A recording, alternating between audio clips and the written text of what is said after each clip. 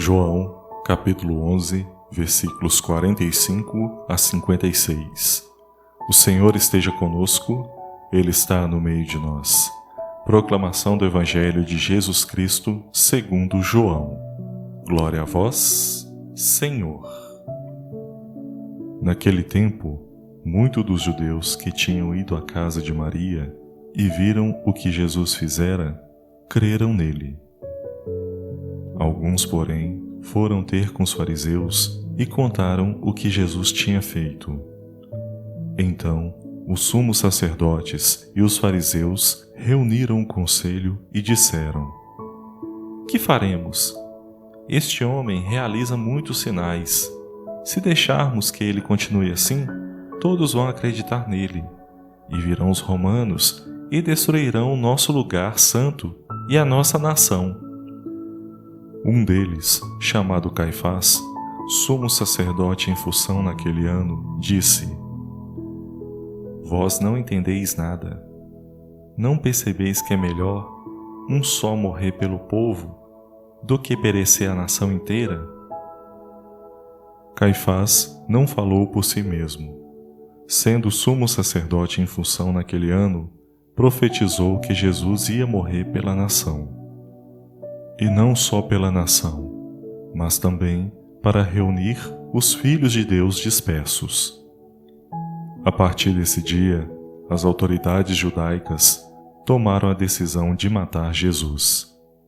Por isso, Jesus não andava mais em público no meio dos judeus.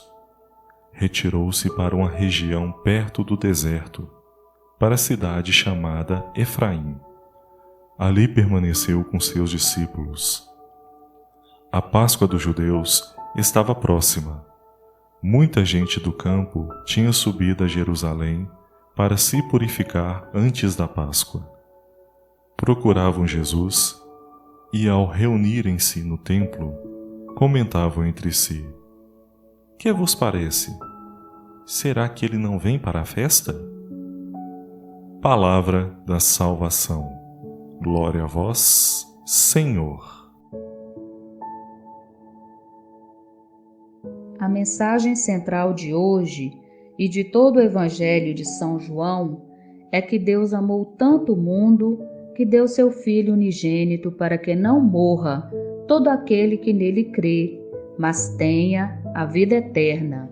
A presença de Jesus como luz do mundo divide inevitavelmente os seres humanos entre os que decidem pela luz e por isso ficam do lado da vida e os que decidem pelas trevas, ficando do lado da morte.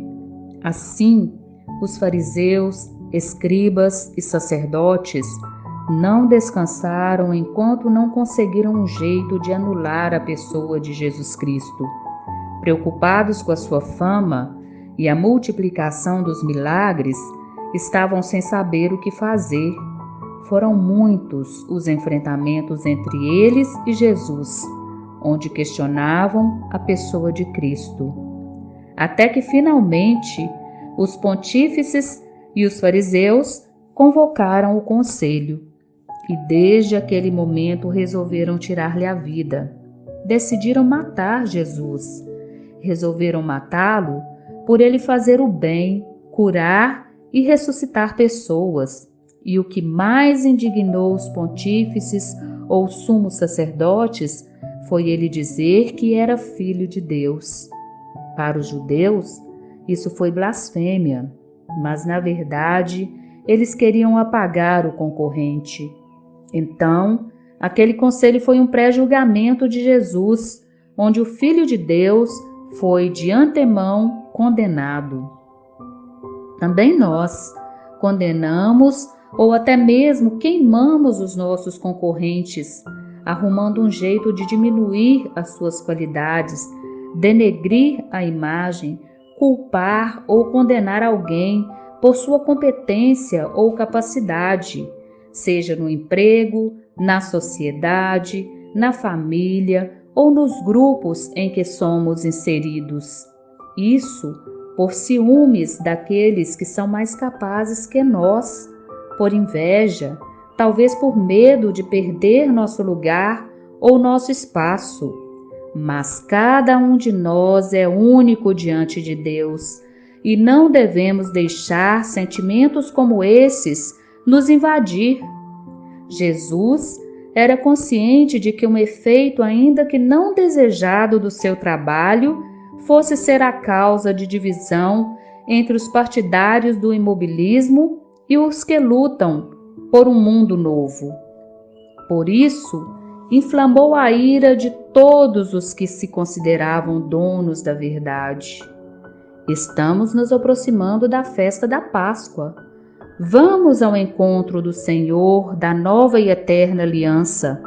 A Quaresma é a ocasião oportuna para reforçarmos nossa decisão pela luz, que é Cristo, e ajudarmos os que estão nas trevas a optar pela luz e abandonar a morte, de seguir o caminho reto e não nos preocupar com o dia de amanhã, e a não ter medo, mas crer no Pai e nele. Sempre temos oportunidade de recomeçar e ser melhor.